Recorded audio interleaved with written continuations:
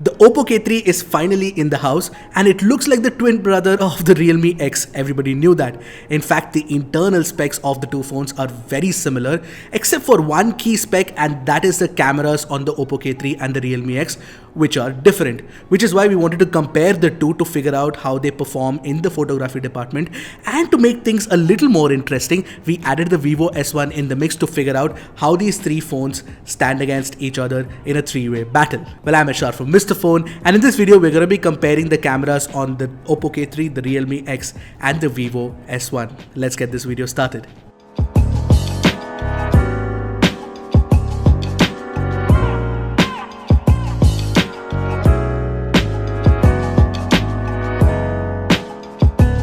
But before we move on, don't forget to hit that subscribe button and the bell icon right next to it to get notified whenever Mr. Phone puts out an awesome new camera comparison, because we do a lot of these out here. Here's a quick look at the differences in camera specs of the three phones. Pause the video here to take a clear look at it as I move on to evaluating the camera samples in different lighting conditions. Before we start analyzing, let's take a moment to appreciate the beauty of the bright blue sky. Gorgeous. Well, moving on, right off the bat you will notice that both the Realme X and the Vivo S1 have oversaturated the picture.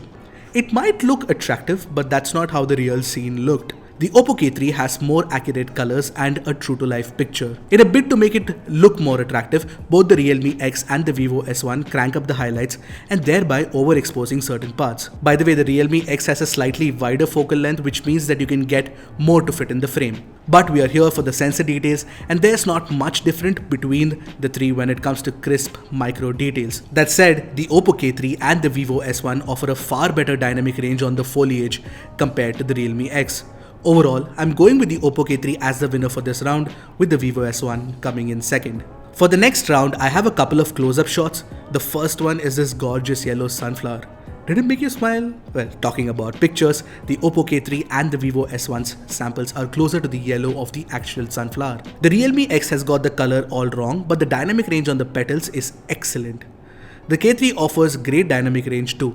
The Vivo S1 has a flatter image, but it is closer to what the flower looked like. Now when it comes to details at 100% crop, the K3 and the Realme X take the lead. Overall, the K3's shot is the best of the three phones. The next picture is of this red flower. Overall, the Realme X and the Oppo K3 are very close to each other in terms of color science. The red looks pink, but it tries to capture the natural colors to a certain extent. The Vivo S1 has just made it entirely pink with some color bleeding as well. Even the details at 100% crop are better on the Realme X and the Oppo K3. Overall, the Oppo K3 emerges as the winner once again. Let's quickly take a look at the HDR samples. All the three images look drastically different. Realme has subdued midtones and more emphasis on the shadows. The Vivo S1 cranks up the highlights to an extent where there is clipping in certain parts of the image. But it is the Oppo K3 that offers a very well-balanced dynamic range across the length and the breadth of the histogram. And that's a hat trick for the Oppo K3 now. Coming to the portrait shots, I have no doubt in my mind that the Realme X has the best portrait shot of the three images. It has the best cutout, depth of field in the background, and the best facial tones as well. Finally, the Oppo K3 has been dethroned from the first place in the fourth round of testing, with the Realme X coming out on top. When it comes to selfies, the Vivo S1 has a clear edge over the other two with excellent details thanks to its high resolution sensor. Also, the facial tones are super pleasing as well. The exposure control is great too. The Realme X is not too bad either. In fact, it is my second favorite selfie of all the samples that we have here. The Oppo K3 has a nice warm selfie, but the warm tones are a little too intense. Moreover, the selfie looks a little soft too. The Vivo S1 wins this round of testing. Honestly, when it comes to selfie portraits, I'm not a fan of the three phones. The edge cutout has a lot of issues and the depth effect is really not convincing. That said, the Vivo S1 looks somewhat usable despite a few minor niggles with the edge cutout. In 1080p video recording, the Vivo S1 falters badly with no image stabilization, below average dynamic range, and average sound recording. Both the Realme X and the Oppo K3's 1080p video recording is worth the effort. You get decent stabilization, great picture quality, and good audio too. But the Realme X takes a slender lead over the K3 for the slightly better dynamic range and facial tones on offer. In selfie videos, all the phones do not offer image stabilization, but the Vivo S1's footage is shakier compared to the other two for sure. The facial tones and details look clean and crisp on the Oppo K3's video, and the dynamic range is good too.